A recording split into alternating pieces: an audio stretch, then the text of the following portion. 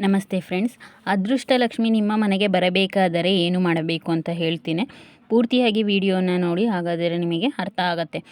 1 ಹಿಡಿ ಅಕ್ಕಿ, 1 ಹಿಡಿ ಉದ್ದಿನ ಬೇಳೆ, 1 ಹಿಡಿ ಸಾಸಿವೆಯನ್ನು ಪುಡಿ ಮಾಡಿ ಹಿಟ್ಟು ಮಾಡಿ, ನಂತರ ಈ ಹಿಟ್ಟಿನ ಮೇಲೆ ದೀಪ ಹಚ್ಚಿ ಮತ್ತು ಮರುದಿನ ಈ ಹಿಟ್ಟನ್ನು ಹಸುವಿಗೆ ತಿನ್ನಿಸಿ. ನಿಮಗೆ ಗೊತ್ತಿಲ್ಲದೆ ಮನೆಗೆ ಅದೃಷ್ಟಲಕ್ಷ್ಮಿ ಬರುತ್ತಾಳೆ. ಮನೆಗೆ ಅದೃಷ್ಟಲಕ್ಷ್ಮಿ ಒಲಿದು ಬರಲು ರಾತ್ರಿ ಅಡುಗೆ ಮನೆಯಲ್ಲಿ ಕರ್ಪೂರ ಮತ್ತು ಲವಂಗವನ್ನು ಸುಡುವುದರಿಂದ ಧನಧಾನ್ಯಗಳ ಸಂಪತ್ತು ವೃದ್ಧಿಯಾಗುವುದು, ಮನೆಯಲ್ಲಿ ಸಂತೋಷ ನೆಲೆಸುತ್ತದೆ.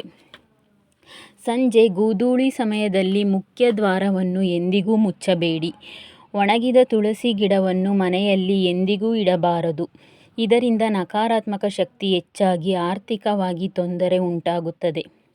ಮನೆಯ ಮುಖ್ಯ ದ್ವಾರದಲ್ಲಿ ಒಂದು ಪಾತ್ರೆಯಲ್ಲಿ ಪ್ರತಿದಿನ ಶುದ್ಧ ನೀರು, ಅರಿಶಿಣ, ಹೂಗಳನ್ನು ಸೇರಿಸಿ ಇಡುವುದರಿಂದ ಲಕ್ಷ್ಮೀ ದೇವಿಯು ಮನೆಗೆ ಸಂತೋಷದಿಂದ ಆಗಮಿಸುವಳು.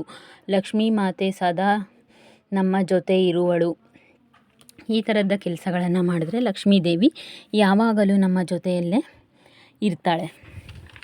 ಮತ್ತು ರಂಗೋಲಿ ಬಿಡಬೇಕಾದ್ರೆ ಬೆಳಿಗ್ಗೆ ಬಲಗಡೆ ಜಯ ಮತ್ತು ಎಡಗಡೆ ವಿಜಯ ಅಂತ ಬರೆದ್ರೆ ತುಂಬ ಚೆನ್ನಾಗಿರುತ್ತೆ. ಮತ್ತು ಹೊಸ್ಲಿಗೆ ಅರಿಶಿಣವನ್ನು ಕಲಿಸ್ಬಿಟ್ಟು ಹಚ್ಚಿ ಪ್ರತಿ ಶುಕ್ರವಾರ ಮಂಗಳವಾರ ಹಚ್ಚಿದ್ರೆ ಲಕ್ಷ್ಮೀನೂ ಸಹ ನಮ್ಮ ಮನೆಗೆ ನಮಗೆ ಗೊತ್ತಿಲ್ಲದೆ ಒಲಿದು ಬರ್ತಾಳೆ. ಈ ಕೆಲಸಗಳನ್ನು ನಾವು ಮಾಡಿದ್ರೆ ಲಕ್ಷ್ಮಿ ನಮಗೆ ಗೊತ್ತಿಲ್ಲದೇ ಒಲಿದು ಬರ್ತಾಳೆ. ಈ ಥರದ ಒಳ್ಳೊಳ್ಳೆ ಅಭ್ಯಾಸಗಳನ್ನು ನಾವು ಮಾಡ್ಕೊಂಡ್ವಿ ಅಂದರೆ ಲಕ್ಷ್ಮಿ ನಮಗೆ ಗೊತ್ತಿಲ್ಲದೇ ತರಹ ಒಲಿದು ಬರೋವಂಥ ಸಾಧ್ಯತೆ ತುಂಬ ಇರುತ್ತೆ. ಮತ್ತು ಕೆಂಪು ದಾರದ ಅದ್ಭುತ ಪ್ರಯೋಜನಗಳನ್ನು ನಾನು ನಿಮಗೆ ತಿಳಿಸ್ಕೊಡ್ತೇನೆ. ಕೆಂಪು ದಾರದ ಅದ್ಭುತಗಳು ಅಂತ ಅಂದರೆ, ಅರಳಿ ಮರಕ್ಕೆ ಕೆಂಪು ದಾರವನ್ನು ಕಟ್ಟುವುದರಿಂದ ಎಲ್ಲ ದೇವರುಗಳ ಆಶೀರ್ವಾದ ಏಕಕಾಲದಲ್ಲಿ ನಮಗೆ ಸಿಗುತ್ತದೆ. ಬನ್ನಿ ಮರಕ್ಕೆ ಕೆಂಪು ದಾರ ಕಟ್ಟುವುದರಿಂದ ರಾಹು ಶಾಂತನಾಗುತ್ತಾನೆ.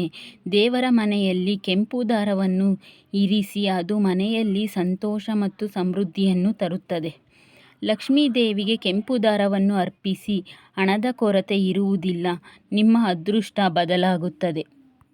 ಸಂಜೆ ಸಮಯದಲ್ಲಿ ದೀಪ ಹಚ್ಚುವಾಗ ಈ ಮಂತ್ರವನ್ನು ಹೇಳಿದರೆ ನಿಮ್ಮ ಇಷ್ಟಾರ್ಥಗಳು ಸಿದ್ಧಿಸುತ್ತವೆ. ಶ್ಲೋಕ ಹೇಳ್ತೇನೆ, ಕ್ಲೀನಾಗಿ ಕೇಳಿಸ್ಕೊಳ್ಳಿ. ಶುಭಂ ಕರೋತಿ ಕಲ್ಯಾಣಂ ಆರೋಗ್ಯ ಸುಖಂ ಸಂಪದಂ ಶತ್ರುವೃದ್ಧಿ ವಿನಾಶಾಯ ದೀಪಜ್ಯೋತಿ ನಮೋಸ್ತುತೆ. ವಿದ್ಯಾರ್ಥಿಗಳಿಗೆ ನೆನಪಿನ ಶಕ್ತಿಯನ್ನು ಸಹ ಹೆಚ್ಚಿಸುತ್ತದೆ ಈ ಮಂತ್ರಗಳನ್ನು ಹೇಳ್ತಾ ಹೋದರೆ.